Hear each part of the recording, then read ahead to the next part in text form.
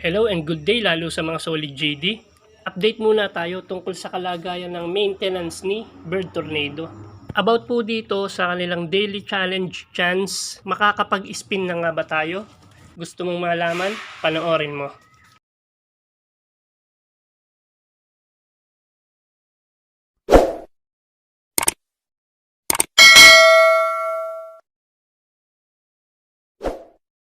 But before that guys, kung hindi ka pa isa sa Solid JD, please hit subscribe and notification bell. Okay. Para updated ka sa mga pinagkakakitaan online, application man o website, may puhunan man o wala. Oh my God! Wow! Sa paraan ngang yon, natulungan mo ko at alam kong natulungan din kita. Paano masabi? Dahil nire-review ko po muna ang isang application or websites, saka ko ginagawan ng live deposit and live withdrawal request. Ulit-ulitin ko pa ba? Sa paraan ko nga pong yon, alam kong natulungan ko kayo upang maiwasan ang mga application and website scam.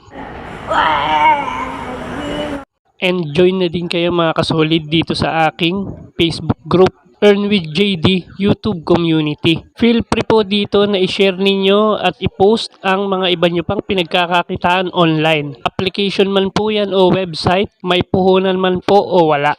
Kasi alam ko pong malaking tulong at malaking bagay ito para sa iba pa na gustong kumita ng pera online. Okay mga kasolid, let's proceed to our main topic for this video.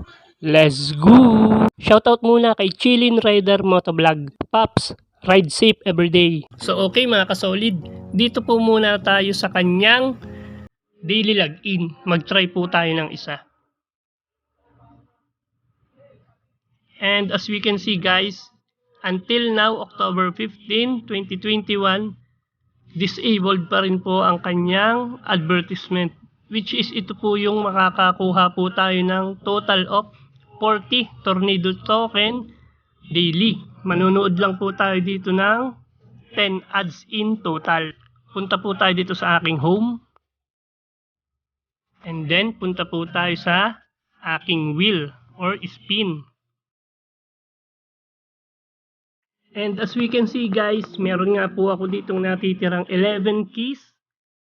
Nangangahulugan po na sapat para tayo ay makapagsagawa ng spin.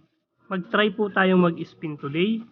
And as we can see guys, ang spin po ni Bird Tornado as of now, October 15, 2021 ay still disabled din. At masasabi ko pong under maintenance pa din po siya till now.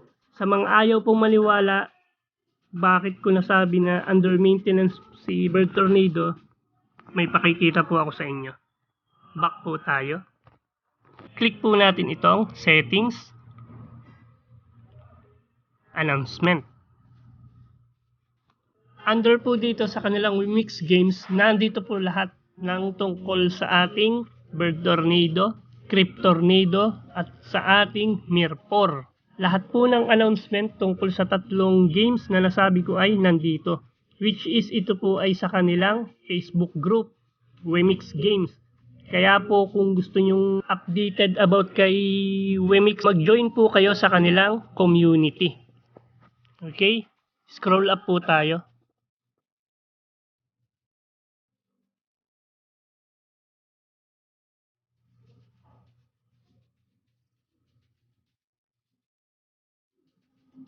And there we go guys. Bird Tornado for Wemix Lucky Chance Content Post. Hello, this is Wemix team.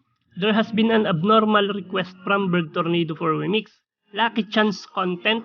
Team is investigating this issue now. Meanwhile, Lucky Chance will be paused until it gets stabilized. Please refer to using the service. Lucky Chance in Bird for Wemix has been disabled nga po. Bird Tornado for Wemix adds watching Tornado reward post. Hello, this is Wemix team. There has been an abnormal request from Bird Tornado for Wemix adds watching content.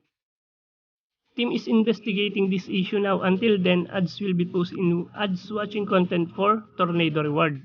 Ads watch Tornado reward button Bird Tornado for Wemix has been disabled. At ito nga pong kanilang announcement ang nagpapatunay na under maintenance pa din po as of now si Bird Tornado. At ito rin po ang proof ko para sa mga solid JD or sa mga subscriber and nagko-comment sa akin na kung scam nga daw po or kung scam na nga daw po si Bird Tornado, dahil nga daw po hanggang ngayon October 15, 2021 ay hindi po makapagsagawa ng spin. Ganong sapat naman po at sobra-sobra pa ang kanilang susi or ang kanilang keys para makapag-spin. At ganon din po sa kanilang daily login, which is dun po sa 10 ads every day, na kung saan mag-e-earn po tayo per ads ng 4 tornado token. In total, 40 tornado token. So yun mga kasolid, this much po muna for today about sa update ni Bird Tornado. And para po sa mga Wemix token lover or kay Bird Tornado lover, huwag po kayong mag-alala dahil babalik po siya. Pagpalagay na lang po natin na mas pinagaganda pa ni Wemade or Wemix ang kanyang platform pagdating sa kanilang mga games. Bye-bye!